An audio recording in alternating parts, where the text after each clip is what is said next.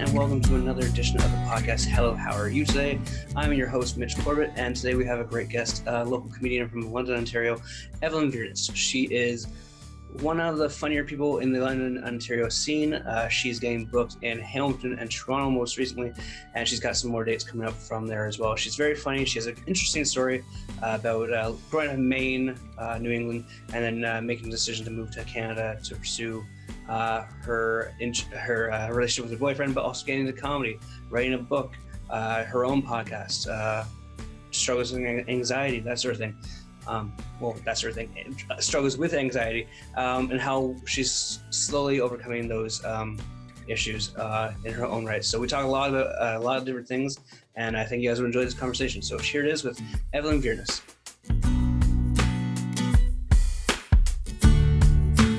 All right, everyone, welcome to the podcast. Evelyn Viernes, welcome to the podcast. Hello, how are you today?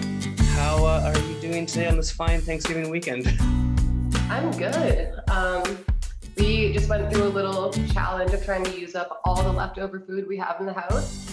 So it's safe to say I'm stuffed, I'm happy, and I'm good. Yeah. Happy Thanksgiving. Was that just kind of like, did you read that do somewhere, or you just like, we have too many leftovers and we need to get rid of stuff, or we're poor? Yeah, well, that's like me, not Andrew. But no, we just traveled to Toronto and then came back. So some of the groceries were going bad. I'm like, we need to use everything now because we don't like wasting food. So we just ate like a egg pizza. Have you ever heard of that? No, but enlighten me. You start by layering slices of meat in the pan. Then you pour egg over it. Then you do cheese and any vegetables that you want. And then you put a tortilla on the end, flip it, and it comes out like a giant egg pizza. So, okay. Yeah. So that's, you're considering, I feel like that'd be more like an omelet. I know. I kind of thought there should be pizza sauce or something in it too, but yeah. Some people could like just put ketchup, because I know people put ketchup in their eggs, but not me particularly. Yeah, no, I don't do that anymore. My dad does. He puts like half. Did you ever put ketchup on your mac and cheese? I hate when people do that. I've done it before. It was never really my thing. I just like the taste of cheese. You know? No, who doesn't like? Yeah. Now, all right. Now, here's a fun question for you. Cheese. If you're gonna do melted cheese, like, I mean, I can barely stomach the liquid cheese stuff that they have, like the cheese whiz and stuff. I can't do that. Horrible. It always has to be like an actual thing of cheese, like melted, right? Yeah. Did you see the new thing that McDonald's posted?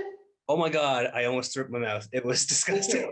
Yeah, so you've seen it. They have this thing of liquid cheese that you can just dip your burger. Oh my God. Ugh.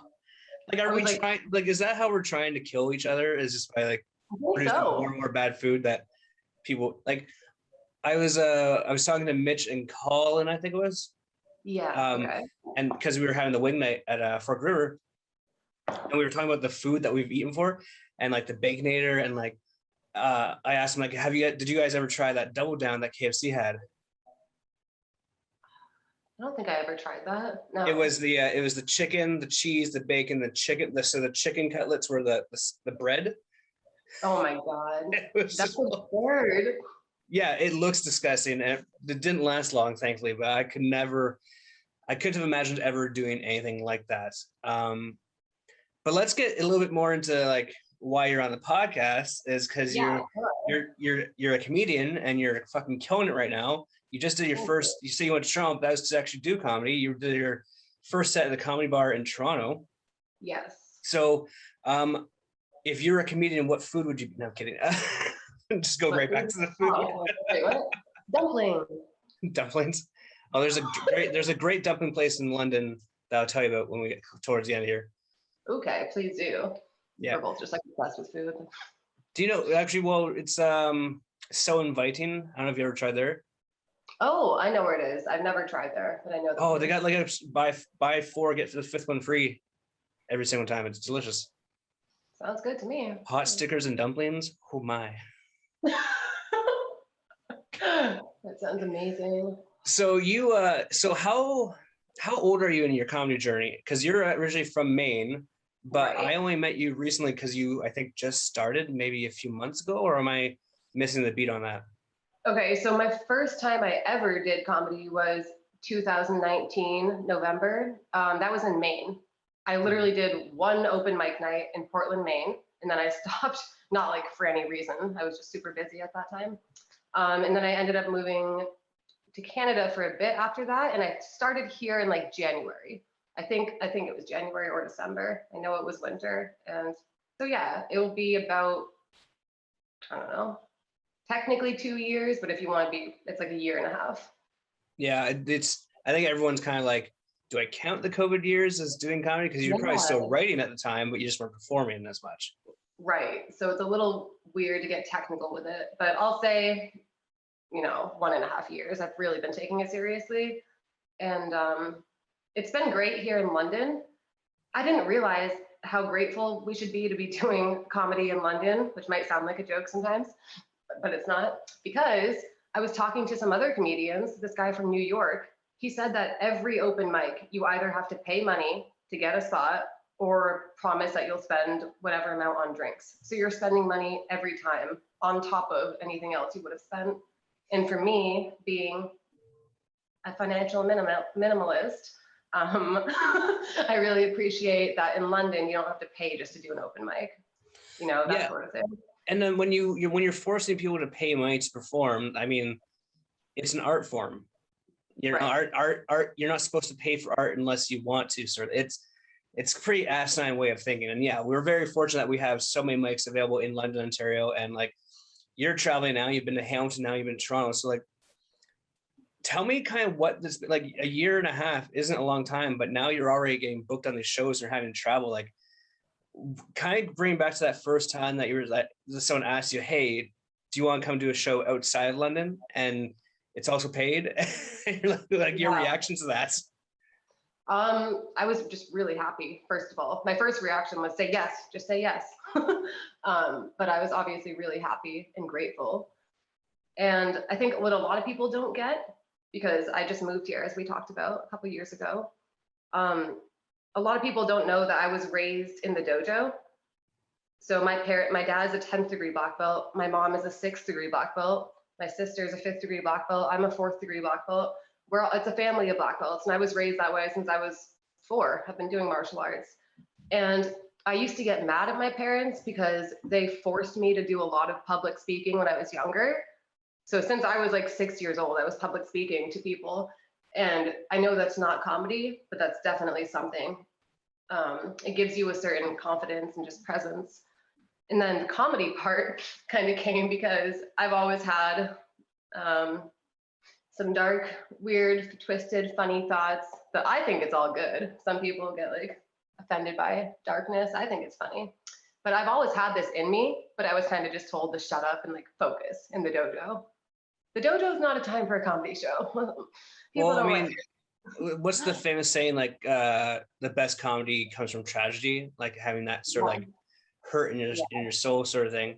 And yeah, I think the first time we met was at Fox and the Fiddle, and you mentioned that you're a black belt and that you've been trained, and I'm like, and like there's some stuff going on with your family and that's why you moved, and I'm like, oh, so we're like, should we start writing the Evelyn Viernes success story, like leaves family, blah blah, becomes successful people. And you're like, maybe Joe Rogan can narrate it because he has a background in like black belt comedy stuff as well. Oh my god, that would be hilarious. And yeah, when I first started comedy, I didn't really know what to think. It's not like my first open mic ever went so well. It didn't. It was awkward and it was weird, but I knew I was going to keep going. And I didn't know how long it would take to get booked on shows. And I don't know if that will be consistent. I could get hit by a bus and like lose my consciousness and become a horrible comedian tomorrow. So I know that sounds ridiculous, but I understand how precious everything is because nothing is guaranteed to last. Yeah. So my only advice for anyone wanting to do this is just do it. Nike got that one right. I think it's so hard. I think it's hard to tell people just to do it though, right? Because everyone has all these ideas of grandeur, and everyone always says like, "Oh, I want to do it," or trying to. Getting that courage, not a lot of people drink alcohol anymore, so like they don't have that kind of like handicap. Say, "Oh, oh, I only did because I'm drunk sort of thing. Like it's a lot of Yeah, pressure. It's a lot of like, it's you. It's not like you're at a house party telling a funny story that, some people right. might get sort of thing. It's very like I've seen people go on and tell a story they tell at a house party, and then I've seen them actually do it on stage. It just falls flat because it's Yeah, you're telling the story instead of like interacting with the story, right?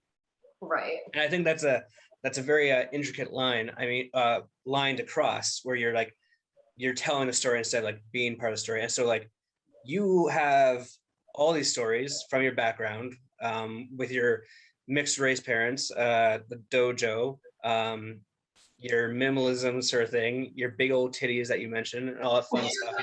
It's like My but you exactly, like you have all these stories, right? body. And I think that's what helps you stand out, and I think it helps Warsaw and Carolyn and Caitlin, like the few of the other communities here that are female in this area, because you're all funny and you're all got talent. And then there's people like me who are just like, nothing. I'm white.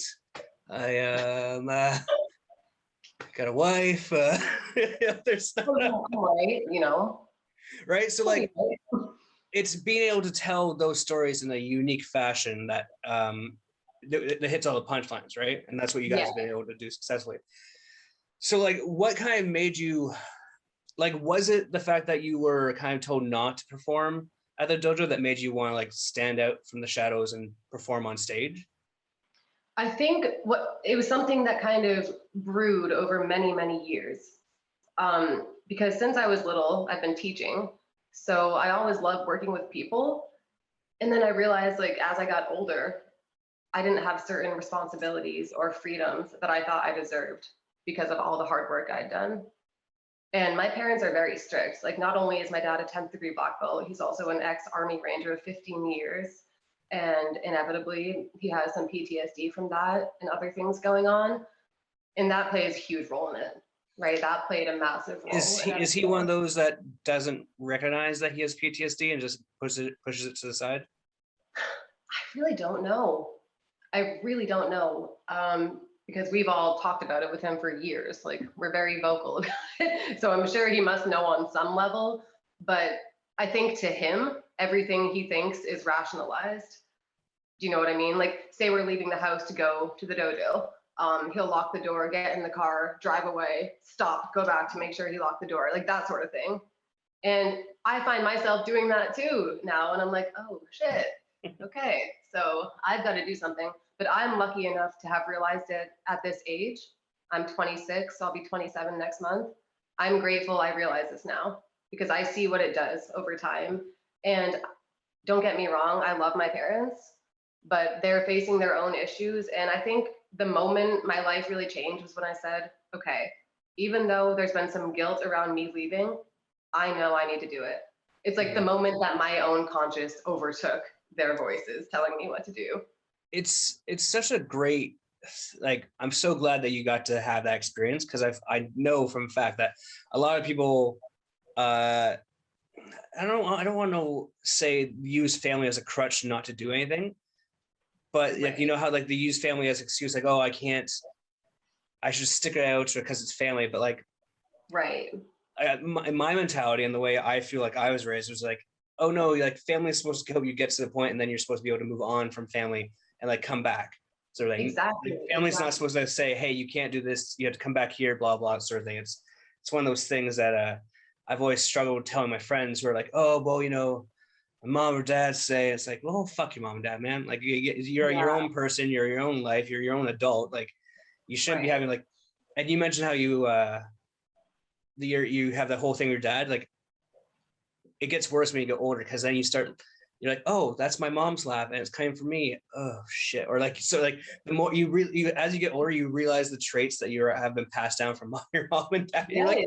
God, no. And it's like things that you've been frustrated at them for doing, then you're like, oh crap, now I'm doing it. So Yeah. I think it gives you a new perspective, like truly, because we've had moments in life, I'm sure growing up when you're younger, that something happens that make you realize, oh, that person over there is conscious and having a human experience like me, but sometimes you realize it, but you don't live with that fact. But as you grow up with your family and there's certain things like that teach you about perspectives, those are more permanent. And then I think that's when you really start to evolve. And unfortunately, like you said, some people do use family as a crutch. And I think a lot of them do know it subconsciously, and it makes them kind of hate themselves because they know that they're not gonna break through. It's a horribly vicious cycle. And It it is kind of like one of those things where like, you hate to say it, but like sometimes like having a traumatic event in that case, like a tragedy befall them, kind of like brings them back to reality in sense like, oh, life, like you've been saying, life is short. It's too short to like, for what ifs and stuff like that. It's more, you should take advantage of the time that you have on earth to, take advantage of it and have fun. You mentioned something before about a lot of people don't have that courage.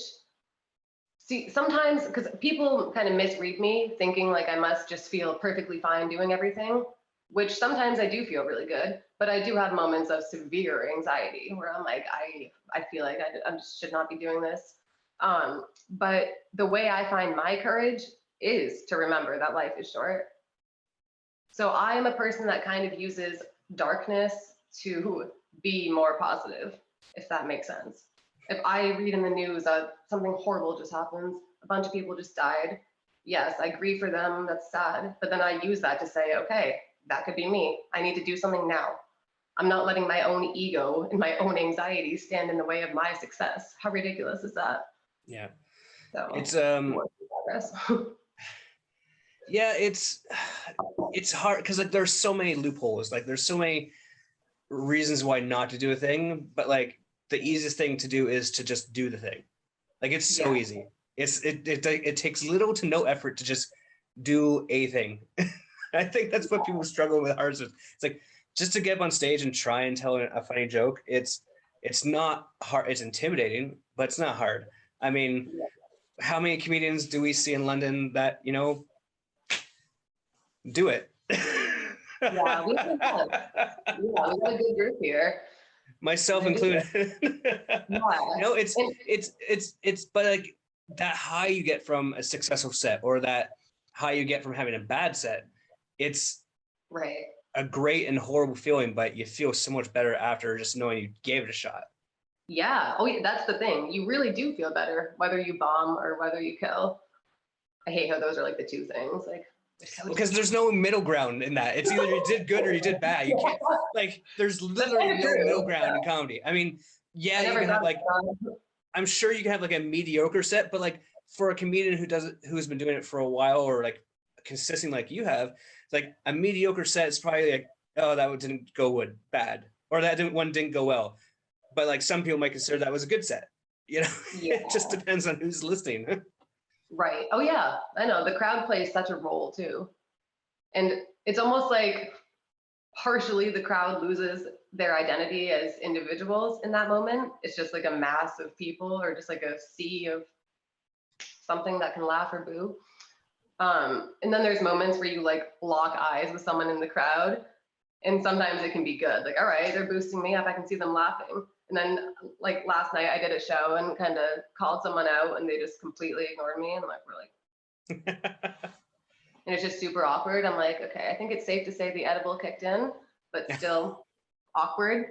So it's kind of like a gamble, like how you work with the crowd. You know what I mean? I'm trying to learn that a little bit more. Crowd work.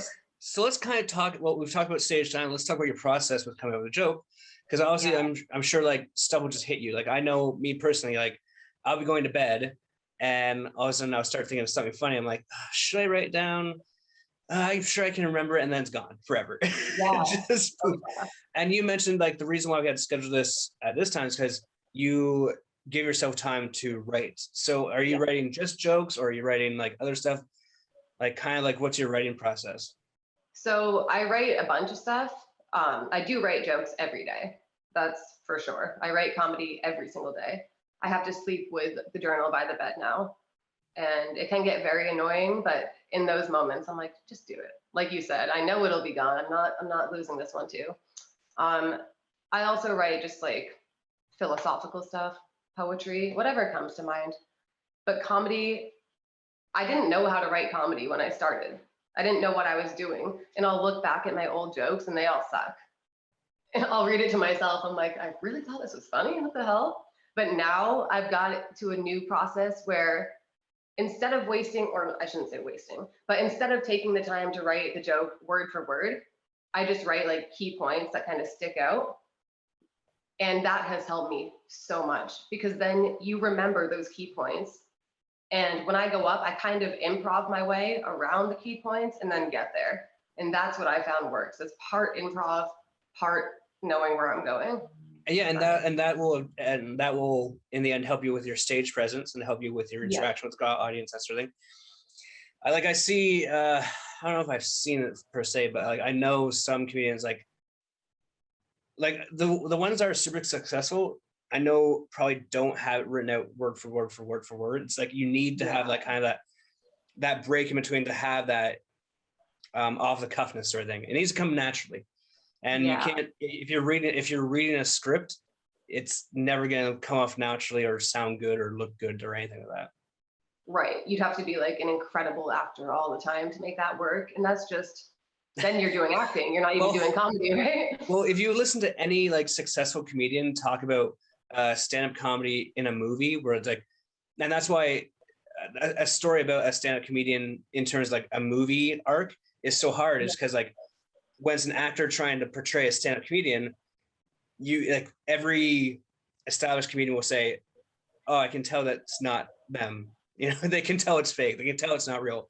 They can tell it's like a bullshit representation of what they do, sort of thing. The only way to kind of I feel like capture comedy in its essence on film is if it's a documentary style sort of thing. You can't script it. You really can't script it.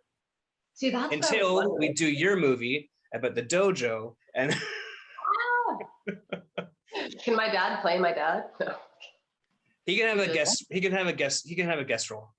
Like Alfred Hitchcock, he can just kind of appear but not do anything. Yeah, he can just come out of the shadows, like hit a kid from the dojo and then leave.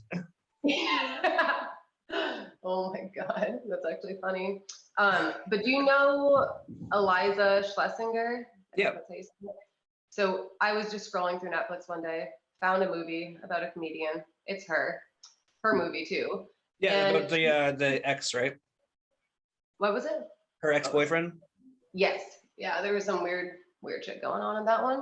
But I like, if I ever met her, I would ask her, did you write the whole thing out or were you just improvising since you are a comic? I mean, I get that she's acting too, but some of acting just naturally exists in comedy. Like doing impressions, for instance, is one thing. So she actually talks about making the movie on Joe Rogan's podcast, eh? Oh, okay. Yeah, so like they talk about, because that she went on to promote it, and they talk about the actual concept of making the movie. So if you're looking to get more of a backstory on that, I'd check that one out. Awesome. I will actually. Yeah, I won't spoil it for you, but yeah. Okay, yeah, I was going to ask you, but I'm like, I'll just watch it. I'm obsessed with podcasts. Yeah, no, she's very talented. I mean, I'm really enjoying seeing the evolution of like, and I'm still new to the scene in London, right? But like, I've been around some weird places before, so I feel like I have some sort of life experience that helps me kind of like see and like have a better understanding of what is what sort of thing. Yeah. And like from when I first started doing comedy in London, to see like the people that do the same jokes over and over again, and then seeing them evolve into like into like a finite set, to new people, to like the people who have been doing it for like, it's cool. Like there is a constant like fucking growth here, which is really dope. I agree. Oh my God. It is good to watch other people grow too as well. And I picture it like we're getting stronger as a group. And then some people are like, no, screw you. I want to do this alone. But whatever. There's so much going on, I'm sure you know. I don't. So that's the thing though. Is like I haven't had time to come out and do the sets regularly, so I don't know all the drama. Yeah, that's true. I actually guess I don't see you that often. Yeah, like I work a 50-hour-a-week fucking bullshit thing, right? So some days I get home from work, I'm like, I'm just too tired. And then now like trying to sign up for a open mic where it's like the 30-second sign up like that and everything's gone. Like the only one that I can actually feel like I can do on a regular basis would be Doug's Thursday shows. Okay, yeah. Because then you just go sign up and. Well, tonight they're doing one at Poachers that is show up, go up. I guess every like holiday they'll do that. So there's something on you. I got it. What? No, there was something on my screen, but it looked like it was on your face. Just like, you're like okay, are you a cat right now, man? Pawing? I do identify as that quite often, to be honest. Speaking of cats, Oh, here's that's what I was Chester. going to say to you. What? Oh, sorry. You were saying how sometimes when people play, oh my goodness. Hi, buddy. He's so handsome. It's a boy, right? This is Chesteroo, yeah. Oh my goodness. So freaking cute. I was like, what are you grabbing? Huh. He's a magician. You're gonna say something? You were saying how well, probably a lot of the times when people act and play stand-up comedians, it comes off as tacky or just doesn't feel right. I agree with you for the most part, but there is one show I found that is my favorite show. I've Marvelous watched Miss it. Maisel? Yes. Yeah, we talked Have about you it watched before. it? It's like it's the only show that I agree to that where you actually believe that she's a stand-up. Okay, yeah. I was gonna say, how do you feel about that? You agree? Oh, it's great. Like the acting is great. When she was, I think it was the second season where like you actually saw her like starting working on her material in like a Rocky style montage sort of thing. That was kind of cool. But like it's great for like men or any comedians in general because you get to see the art of comedy. But if you have like a partner, like if in my case my wife is like the costumes are so nice. I just yeah, right? Like it's one of those things. Like she gets a little bit what I want. And she gets what she likes, and I get a little bit what I want. So it's like it's a perfect like date night show for us to watch, sort of thing. Oh, that's good. I like that. I kind of found that with my family too. We all watched it and we all liked it. And normally we don't really agree on shows, so I think that says something. It's one of those unique ones where like it kind of hits everything. There's little bits of everyone's. Like there's the obsessive father, there's the mother that knows everything, blah blah. Like it's fantastic. It's real good. I freaking love that show. Did you know that it was based, or Marvelous Mrs. Maisel is based on a real life comedian? I think I did read that, but I'm not sure who the comedian's based off of. Yeah, my aunt blew my mind the other day. She said that she's based on Joan Rivers. Oh, really? Yeah, and I thought that was weird at first, but then I went and looked up Joan Rivers' old stand-up, and I can totally see it. She's a beast, eh? Yeah. There's a reason. There's a reason why she's so well respected amongst other comedians. Definitely. So I just thought that was interesting. So do you remember the first time you ever watched stand-up, like live, or like what is that drew you to wanting to like? Because you said that you're like kind of performing in the dojo, but like that meant like you probably could have taken that energy and put it into acting or like music or something like that, but you chose comedy. So why the comedy route? That's a good question because there were points I wanted to do music and acting, and then I came back to comedy. I think comedy is the one place where you have 100% creative control. I know in music or acting, a lot of music, you can do your own thing, but to really make it, there's usually outside influences kind of. Yeah, that's why producers are producers, right? Yeah, exactly. And not saying that's bad or good, but I think to be a comedian, it takes a special type of person who is just so sure of themselves that it's like, no, it's got to be this way. And then they do it themselves until they gain respect. So I think it's just the one place I can truly say what I want to say. Mm.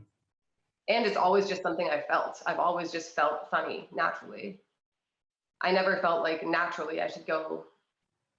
I had a fly just almost flew in my eye. I never felt like I should naturally be on Broadway or something like that. That was all too extravagant for me. And I like comedy. It's raw. It's a raw art form. It's minimal. You go on a black stage, there's like nothing, there's no lights, you know what I mean? It's just very raw, and I respect that. And so like, I mean, obviously like you're a comedian, you're getting booked now, you're traveling a bit more, so that your name's kind of growing a little bit. Do you feel like there's an end game for you? Do you want there to be an end game, or do you just kind of want to ride this wave? That's a good question. So I kind of have an answer, and it's both, because overall I do just want to ride the wave and see where I go. But I do have certain goals. So I guess finishing those goals would be an end of that game. I'm still going to keep going. But one, student debt. I went to college in the United States. Yeah, that statement's supposed to make you sound smart, but it doesn't. And now the debt has piled up. Like, you would literally assume I was addicted to casinos for 7 years straight if you saw what was going on. And I know some people see it as just numbers. Oh, it's nothing. But for me, it's a stress that I think about literally every day. Well, you said that you have anxiety issues, so I mean I imagine crushing debt would not help with having anxiety issues. Like, it's like, oh, it's just numbers. Anxiety, not just numbers. Yeah, exactly. Yeah, the crushing debt doesn't make it easier, to say the least. So it's taken me a long time to learn how to go with the flow more in that aspect. It's a kind of a mixture of being patient and waiting for opportunities and also putting the work in. Yeah. I think it is a balance of like figuring out what to do. And something else I'll bring up that I think is important, we should talk about this for comedy, is health. Physical and mental health is so important, because the other day I was feeling so sick. I have ulcerative colitis, so sometimes my stomach just hurts so bad that I cannot focus on anything else. And sure it's not your gallbladder? Like, my wife just had to get emergency surgery for that sort of thing. Really? Oh, crap. I don't know. Yeah. I'll share that. All right, you finish yours. I'll tell you the story that happened this Okay. last weekend, not even this weekend. It was. Dang, okay. But yeah, tell me that after. What was I saying now? Oh yeah. So what do you have exactly? What's it called? You have a stomach issue? Ulcerative colitis. It basically just means I have ulcers in my intestines. Ugh. So my intestines are like bleeding out. So like, fun, woo. That was the crushing debt. It's like, I'm surprised I showered today or this year. Thank goodness you're in Canada, right? Yeah, I know. I literally had to run away from it for a while. And then when I'm feeling so sick, people used to tell me, well, just write through the sickness, just do comedy through the sickness. And I'm like, okay, I'll try. So I end up trying to write, and then I go back to it, and it's all the most depressing stuff. I'm like, I don't want to share this, really. And I mean, if you're dealing with something that's a stomach issue, I mean, imagine that you're probably throwing up quite a bit. So I mean, those pages probably can't smell that great. I'm going to be. Yeah. It's like what's that smell coming from the closet? Oh, it's just some jokes I wrote like a few months ago. Yeah, they stink. I know. So basically, dealing with health is a whole nother thing that can affect your comedy. Just like, rest in peace, Norm Macdonald. Knowing that he was dealing with that and still doing comedy, it's just, I don't know, it's kind of heartbreaking in a way, but also something that you can really respect. So what do you feel like about this whole culture where like it is treat everyone like the over niceness of society, I would say? Because like in terms of mental health, I mean, I feel like how do I word this? Not letting it take control of your life by doing comedy, by being like forthwith right with it, where it's like you don't want to get babied through it helps. Yeah. Okay. Am I wrong? Where like it makes more sense instead of like being a victim. You're like, no, make fun of me for my mental health. Make fun of like I'm gonna make fun of my mental health. I'm gonna do it so I don't let it win. Yes, and in a way, I think when we do that, we kind of reclaim the power it has over us. Because if we're letting other people talk down on us or making us feel bad, that's going to hurt. But if we can grow to accept it and express it ourselves, that's powerful. So even if it is hard, it is powerful. And just using that power, growing that power, I think is what's going to get us going. I think that was probably the best message I got from like the newest Dave Chappelle special.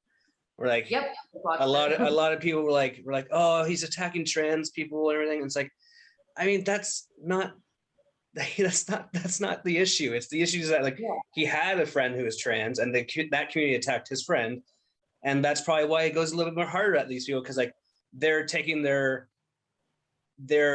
perceived like negative thing and using it as a weapon towards other people that might take that as a weakness. Right. I think it's like society acts like anyone who's a little bit different, we need to go out of the way just to protect them, protect. But This may sound bad, but have you ever watched Caesar Milan, the dog Uh, whisperer? no, I know Okay. who he is though. I'm not comparing people to dogs, but maybe a little. No, you can. Like we're all animals. Okay, yeah. So this one lady had a dog who only had 3 legs, or no, sorry, only had 2 legs, the 2 front legs, and then the back it was kind of built onto like a little wheelchair thing so it could walk. And she was having problems with the dog's behavior, so she called Caesar. And she's like, I don't understand what I'm doing wrong. I do everything for him. I always help him. I pick him up. I never just let him walk. I'm always there. And Caesar's like, do you not see it? You are telling the dog that it's a victim. Mm. You're telling the dog it can't do anything without you. So why would it ever be happy and confident? He's like, an animal doesn't think it's handicapped. You're telling it it's handicapped. And I think that goes into being parents too, right? Like every time a kid falls, like your instincts like to fucking rush in and pick it up. Like you should let the kid fall, get back up, and like, no, you're okay, sort of thing. And then so we so you can compare humans to animals 100%. Okay, good. We all make mistakes just like they do. Sometimes even worse. It's just so frustrating. I know, like it is. It's extremely frustrating because like when you have these issues and you actually kind of overcome it, you have that mentality, right? Of like, okay, I've been able to do it. Like, why can't they do it? It's like it's because everyone's different. You can't force on people. You like it goes back to when I said like sometimes that person needs a drastic thing to happen for them to go on change and evolve, sort of thing. But not everyone gets to have the opportunity. I know, and that's like we all call it something different. But in the book I wrote, I call that a spiritual awakening. Just that's because of how I felt about it. Like I was awakened. And you're right. It can be really weird once you've done that because it's almost painful to be around other people who you now feel like you have nothing in common with, even though deep down we're all humans. But I know what you're saying. Some people stay ignorant their whole lives, and we have to accept that there is nothing we can really do to help that. You cannot force anyone to awaken. The best you can do is awaken yourself and inspire them to awaken. But it's frustrating because you do want people to, like family members, friends. You want to take them on the journey with you. You want bring them onto the bus and like take the bus and go to Happy Land with them, but they don't want to get on the bus. They'd rather take an Uber or a cab and find their own way, which, you know, more power to them. I try to say, I think the Buddhists were right because they say the key to everything is non-attachment, just not getting attached to anything or anyone. And it seems. But then we'd never have relationships. We'd never have stories. We would never have sex. Man, I'd miss sex if I can't be attached to my wife. Jesus. Do monks never, ever, ever have sex? I don't think so. No. I think they do. I think they find their. I think they. Now that I know nothing about, but I'm pretty sure they have that. What is the thing that Sting does? The tantric stuff. they can just use their mind to get off, sort of thing. I think probably not. They do some weird stuff. This is how I get canceled: is I say something inappropriate with monks coming in their cloaks from their mind. So, we're talking about like, you know, people holding themselves back. So like, what was it that made you? Because like, I feel like if you had stayed in Maine, you probably wouldn't be as happy as you are now. You'd probably have a little bit more money, but that probably wouldn't be happiness for you. So what was that decision to take everything and move from Maine, which is in New England, right? Or is it, no, it's its own state? New England. Yeah, boom, got it right. New England, and then, you know, hop in a car or a plane and just come to Ontario or wherever you started in Canada. Yeah. So I started in Ontario. Well, I was kind of having a rough time with my family that summer. We had reached a boiling point where, because my family has 2 businesses. There's a dojo and then there's an after-school program. And so there's 2 things going on, and it was getting so freaking stressful. And obviously our family was just fighting all the time. I was so unhappy. So it was partially that, but then also having a boyfriend who's in Ontario. I talked about this with him and he's like, why don't you just come here? And just knowing that I had someone like physically there for me. I don't like driving. I have such bad fear and anxiety with driving, but he likes driving. And like, he's like, no, it's okay. And so I knew that I actually had someone So it was just a mix of the frustration and then actually having an option. So I'm like, all right, I'm out. And like you talked about like taking advantage or like knowing your happiness, right? Like you moved here what in 2019? Like you Yeah. just snuck in before like you wouldn't be able to. Oh, I know. Yeah. I mean, do you ever think like, oh man, I could have if I just waited like a few months even, like you probably like hit luck of the I draw, know. man. I've seriously been thinking about that lately. I'm like, thank you, Lord, or someone somewhere is watching out. Um, I don't know. And I like to be spiritual sometimes and try to say, okay, maybe everything does happen for a reason. And then other times I'm like, no, that's bullshit. So I go back and forth between that. And I don't know how I did end up getting here. Maybe it's just luck. Maybe it is just pure luck, that one thing. Maybe it's meant to be, but I'm here now and I'm probably not allowed to leave for years. So better get comfy. Now, all right. So like you did only one open mic in Maine, right? Yes. All right. Did you ever go to comedy shows in and around the area at all before that, or? That's the thing. I went to one. I went to Tom Segura, and I can't remember the exact year. That might have been my first comedy. Or no. I went to Jeff Ross before, where he just roasted a bunch of people. I'm not talking about those shows. I mean, like more like the open mics. Did you go just as a fan? Oh, Because I want to get a no. vibe. I want to get a vibe on the comparative of like the comedians down there and the audience down there to hear. Because I mean, Oh, okay. you know, I they're see what you're saying. So I've only been to the one show. I've never been to any other open mics or anything like that in Maine. But I remember the one I went to. It started late. It was either 10 or 11 o'clock at night when it started Jesus Christ. on a Monday night. The room was like pitch black pretty much. And I could tell the crowd, they were all comedians. I don't think there was anyone else who wasn't a comedian. And I could tell that they just didn't want to laugh at anyone else's stuff. So, and then they put Sometimes me I up. feel that way here, if I'm being Yeah, honest. I felt that too. And then I get the opposite sometimes. People want to laugh too hard at certain people's stuff. I'm like, whatever. But those are all things that I'm trying not to let throw me off. But no, yeah, I don't know. Because I only went to that one show, so I don't really have a good feeling of the overall comedy. Because I have this theory, right? I feel like if you want to be like a real comedian in Canada, you kind of have to leave Canada to become a real comedian. Because like, Okay. if you look at every like bona fide main eventer comedian, Jim Carrey, Russell Peters, Norm Macdonald, they all left because, and I think that's because Canada's just like maybe too nice a society that you can't really say all the funny shit that you want to say because you don't want to offend anyone. I've thought about that a lot. Next time I go home, I'm like an hour and 20 minutes from Boston. I am going to hit up some of those open mics there. I think that crowd will be great for me because that's like, I feel like those are my people kind of like, I feel like I'm very over the top and sometimes come up, well, as one of the other comedians, but it's very cunty, very bitchy is just apparently how I sound. So, but I'm like, I'm from New England. Like, do you not get it? Have you heard Bill Burr speak? Like he's who I'd say is like the comedian god of New England. So he's not exactly sugarcoating. If you look at Bill Burr, you look at like there is a like they talk about it too when they're on each other's podcasts, or I think just Bill Burr does Joe Rogan's, but like they talk about the New England scene, how like they had actual murderers, like fucking great comedians and stuff like that. And some of them are like the ones that we've talked about before, is that like, you know, they only just want to do it here. They don't want to travel, but you want to travel and everything. So like you mentioned going back to New England and doing comedy there, like how exciting that is going to be.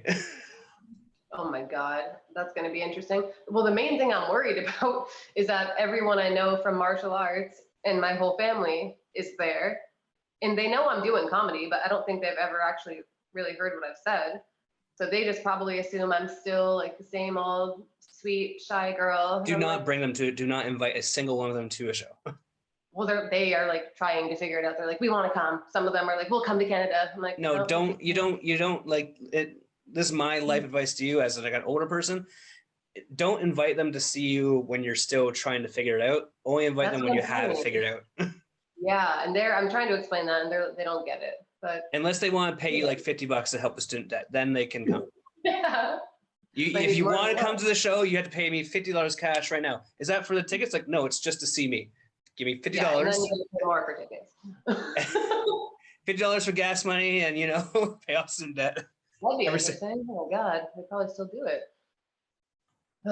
What is going on? Yeah, I've said this to someone else. I kind of feel like I'm like the Hannah Montana of comedy and just martial arts because, like I've said, my dad's very strict. So we had a very certain image that he wanted us to portray, and that meant doing nothing wrong ever and being perfect. And yeah. So you mentioned that you have a book. Did you write all this stuff down in your book? Was it a biographical thing, or what was it? What is the name of the book first off? Where can people find it? It's called Mass of Contradictions, which is just how I feel about myself. And it's on my website, evelynviernes.com. Got my own domain as my name. Yeah, and it's partially autobiographical. It's kind of the story of what I told you I'd call my own awakening. And I hate saying that because some people think that's an overplayed word, but it's truly what it was. So it's kind of just how I realized that every single aspect of my life was controlled by someone else growing up. And I know that seems obvious, but it goes deeper than that. I realized my opinions were starting to become what other people were telling me they should be. My desires were starting to become what other people told me they should be. And that's ridiculous. Because at that point, I don't even see a point of living a life where every single thing is controlled. I don't feel like a human. And just the fact that I have a consciousness and have all of these really deep thoughts proves to me that I was meant to break out of that. And like we talked about, sadly, not everyone will. And sadly, only a few people will, if we're being honest. But I think anyone who feels this strongly about it, you have a duty or a calling to break through and change your life. If you feel that strongly, it means something. And if you're just one of those people la-di-da, I'll just sit on the couch every day and have no life. Okay, go ahead. I have my friend, she went through a bad breakup and she's depressed. I'm like, why don't you move somewhere? Why don't you go, you don't like the job you're at, you don't like the area you're in. And she's like, no, I gotta stick it out. And then she's happy now because she found a boyfriend. And it's like, if that's all it takes to make you happy, that's yeah. If that ends, and you're gonna go back to the same I don't like my life again. It's like, just get the fuck out of somewhere. I think the biggest thing that for people is to change the scenery. To be honest, just getting away from the people that say you can't do this, you can't do this sort of thing. I remember when I went to college and I turned 19 and everyone went home and I called my mom and dad. I'm like, do you guys mind if I just stay in my college town? Because I like it here and I don't want to go back to kindergarten. and I stayed there. Pardon? Where'd you go to school? Niagara College in Welland. Oh, okay. So I stayed in Welland for 4 years. I didn't move back home for summer. I just stayed there. And it was the best thing. Did your family happier?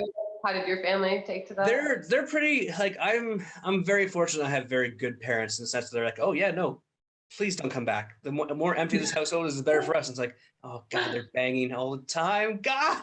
Yeah, that's your first thought. All the money on condos. So they have there's that, and then so you have this book, which we're talking about therapy, mental health. How therapeutic was that to actually put all those messages to paper? Very therapeutic.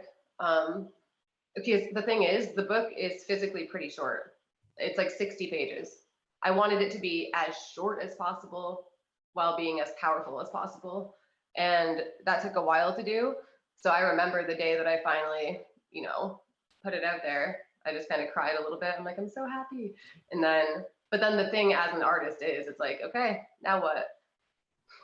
So obviously you take a little time to relax and reflect on that. But then ultimately I know I've got to do something else. And that's actually when comedy stepped in.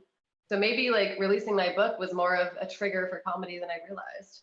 Oh, wow. I got a lot of the deep spiritual stuff I wanted to say out there. And now it's okay, but now I'm left with this really fucked up sense of humor. So where do I go from here? And I walked into a bar that had a microphone. It's weird how people get started, right? Like some people actually have this ambition, like, oh, I want to be a comedian.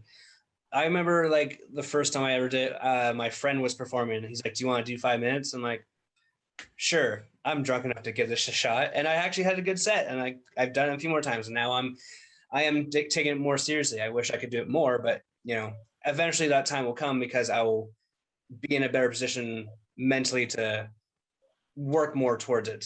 I'm not there yet. So but it's okay to admit that. Yeah, no, I appreciate that. The time that you were saying your friend put you on and you had a great set, had you had anything prepared, or you were just kind of going on? I had just spent a few weeks driving to BC and then driving back, and I kind of got delirious at one point and started writing stuff down. So I had like, what did I have?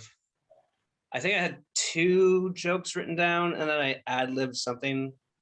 I'm not sure. The first one is the curling joke that I used to open a lot. I just like it because my sister actually did curling, so. So yeah, and then the other one was I was driving through Minnesota on my way back, and there was a town called Climax, and so the joke was like, oh, I tried to climax while going into Climax. So. And did you? I mean, obviously, I'm a dude. It doesn't take much. There were trees there. They looked great. Bit of conversation there, Mitchell. do you remember the last time we were at fucking Doug's Thursday night show and we were talking about Michael Jackson's penis? Oh God, yes, but vaguely. Remind me, please. Well, we were just wondering, like, I mean, if he was black and they got everything bleached, like, I mean, no black man in his right mind would actually like bleach his penis. Like, he must have been like, can I just keep the black dick going? And then yeah, that's funny. And then we thought, like, what if it was like one of those like vanilla chocolate lollipops when he showed the kids, like they had there's just different. Oh my God, yes. Okay, now unfortunately it's coming back. I want to turn that into a bit so badly, but he's so not in the like. The next time someone comes out about him being touched by Michael Jackson, then I'll use it again. I'll try and turn that into a bit, but like he's not in the news. He's dead, right? Pardon? He's dead though, right? He's been dead for like 10 years now. And how is someone gonna say that he touched them? Oh, you just mean like they finally tell the story? Yeah. Okay, it seems to be like every few years someone comes out saying that they were molested by Michael Jackson. Yeah. Yep. And sometimes stories like those make me wonder. I'm like, there's no way that this many people would possibly conspire to ruin someone's reputation, right? I mean, I don't put anything past anyone these days, to be honest. Yeah, and why would you want to be known as someone who got molested? So yeah, I always mostly always believe people, but then once in a while you find a story that someone was framed and yeah, there's no real evidence to it's all allegedly until there's actual proof, but there never seems to be any proof that comes out. I mean, like, there was like, how many times were there allegations towards people over the past few years because of social media, and then that does enough to just cancel them or ruin their career, right? Yeah, but then there's no proof, there's no trial, there's no court. It's like, okay, so we're just saying a story and that's going to be the judgment, I guess, nowadays. And like, I know this may sound bad at first, but a lot of the times I feel like we don't need to ruin someone's career just because they made a mistake, because I think they're facing enough backlash in their personal lives. Yeah, there's a difference between making a mistake and, what Cosby and Weinstein did, right? Right. Like, that is criminal. Yeah. That is absolutely horrendous. A mistake, like just maybe misreading a cue from a girl or a guy in terms of like how to proceed with the romantic relationship going about, like, that's a mistake. I imagine it's right. I have to hope, but like, yeah, I just, we need to let people make mistakes. Why do we fall down, Master Bruce? So we can get back up again. Yes, no, you're right. And I've made plenty of mistakes myself. And you're still going to make them. You're still going to make them. Like, we're super young. I'm 33, you're 26.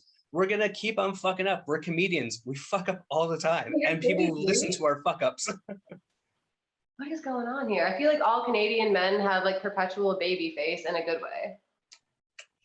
I know. Just that's why I keep the beard. If I ever shaved, you'd be like, "Who's this 12-year-old drinking beer at the comedy show?" Yeah, exactly. It's bad. It's bad. Huh? Canadians. I love it. Like your boyfriend can't grow a mustache or a beard, can he? Like I saw him the other day. I'm like, that is like a baby. That is a baby face assassin through and through. Yeah, he has a baby face too. He's like he was growing up in college, and he's like, I just really want my voice to drop soon so people can think I'm older than I actually am. You just like shave your pubes off and put them in. It's like trying to like bring the treasure trail up. It's like it's trying to attach. Bring it up. That's hilarious. Oh my gosh. So we've been talking for an hour now. You are you also have a podcast out as well. What's a podcast? And I know it's kind of more about dark spirits or like getting your stuff off your chest sort of thing. So yeah, give us a background on that. For fall. Yeah, the podcast is called Down the Rabbit Hole. And I guess now that I think about it, that's kind of like the continuation of all the whatever spiritual stuff I was going for in my book. So all that energy that I had kind of is going there. But I shifted a few months ago. I decided I was not focusing on comedy enough. I was trying to write another book that I'm writing while doing comedy, while playing ukulele all the time, while writing songs, like just doing so many things that I'm like, I need to. And you say you have anxiety. I don't believe you. Yeah, like, no, I'm not anxious at all. I just love biting my nails off every day. No, my anxiety is bad. I'm working on it, I think. But I mean, you were doing so many things, but it's also great that you were able to like realize they were kind of distracting you from what your main goal was, right? Because I thought about it logically. I usually don't do that. But I tried thinking about it logically. If I can get to a point where I, make it, break through in comedy, that will open the doors for the other things I'm trying to do. Mm. And I think so that was just the most logical way. Focus on comedy, do that. And since I've been doing that, I don't know if you believe in synchronicities or like signs or anything like that, but since I've just been doing that, I see like weird stuff all the time. I'm always seeing like 3 of the same number on the clock, 444, 1111, like all the time. So I'm like, I don't know, maybe I'm just going insane or just really do like numbers. But I think it's working. And yeah, Comedy Bar the other night was the best time I've had in a while, to be honest. Yeah, because like, so you got to perform, like you just did Hamilton and you just did Toronto, two very different environments, two very different cities, two different crowds. So, I mean, how hyped was it to perform in front of actual paid customers as opposed to like us freebie losers in London sort of thing? It was nice. It was nice to feel like the crowd was actually a crowd and not just a group of people who were waiting for their turn. You know what I mean? Comedy Bar. So if you go in, there's a bigger stage and a smaller stage. So I was on the smaller stage and I went first out of a 3-person show. Originally, I was supposed to do 10 to 12 minutes, but they told me I could just go a little longer if I wanted. So I surprised myself and ended up doing 20 minutes. Ooh. And it went really well. I was just so relieved to get that done with. And I got invited back for another show there, so I'm hoping that will work out.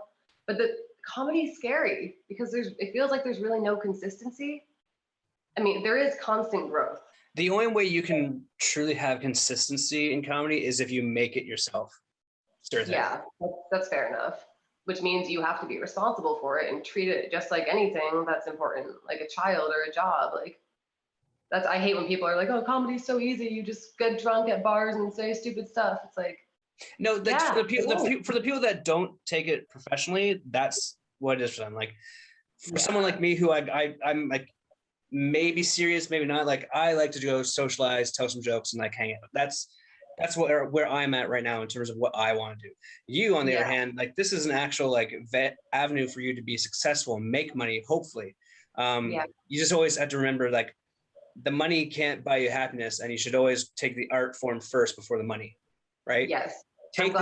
If someone says like, hey, I can't pay you your blah blah rate today, I can only pay you 150, but it's at this venue and it's a cool venue, and you go up and it's a shitty venue, well, then you can tell a joke about that shitty venue and that shitty time for your next to get paid for the right one. So I think that's the thing that a lot of people don't realize. Like, to be a comedian, you have to put yourself in some situations that are awesome or horrible, and just use it. Yeah, you were completely right. I forgot which comic said this, but one of the big ones said that the best thing you could learn for comedy is learn how to seriously be comfortable being uncomfortable. And they said start to love the uncomfortable and watch how things change. Embrace the madness. Yes, yeah, I like that. Embrace your own anxieties is what you seem to be excelling at right now. So that can be yours, like embrace the madness or whatever. Ride the anxiety wave. No, I don't know. And I think a lot of comics are mentally unwell. Big secret, I know. Man, comedy is a lot cheaper than a therapist. I'll tell you that much. Yes, it is. And occasionally you get like $5. So yeah, not as constructive as a therapist, but it helps still a little bit. Yeah, true. Imagine getting heckled by your therapist. Oh God, that would be. I don't even know they could heckle you because like they patient confidentiality, right? True. Just imagine like a therapist comedian, whereas like every time someone talks to them, the notes are writing are like jokes that they can do on this person on stage, but they don't use their names. Everything you say is that is so evil. That is so evil. But the jokes that they could write, the darkness that they'd have in their soul to do that. You would almost just have to become a comic yourself at that point and be like, Jesus, I'll just tell my own jokes. You can't take them. I know, right? Oh man. Yeah.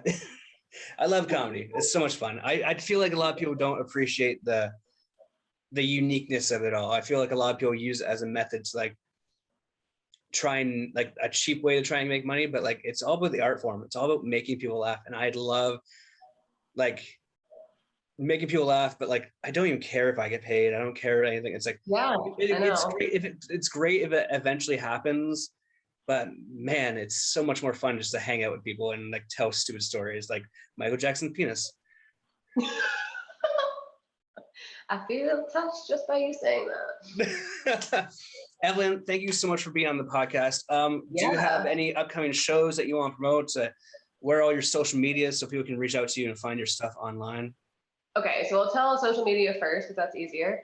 My biggest social media following, I guess, is Instagram. That's at Evelyn Louise, Evelyn Evelyn, Louise Louise.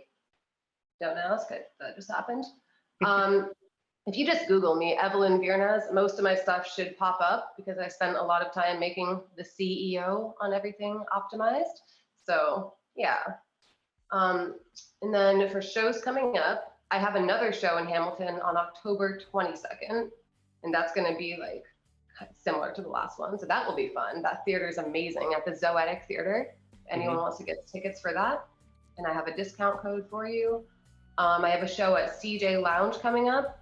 It's going to be an all-female show. That should be awesome, featuring Olivia Stadler. Have you heard of her? I think I have, yeah. Yeah, I've heard of her. I think she writes for Letterkenny or something like that. So that'll be cool to do a show with her. And then I have a few other shows and open mics coming up. And then I should have a show at Comedy Bar on November 14th as well in Toronto. Dude, you're fucking doing it. That's so awesome. Thank you. It's like a little intimidating, but also feels good. Like we've talked about, the balance. It's intimidating, but like I said just a few moments ago, embrace the madness. Yeah, and life is short. Yes. Thank you so much for being on the podcast there, Evelyn.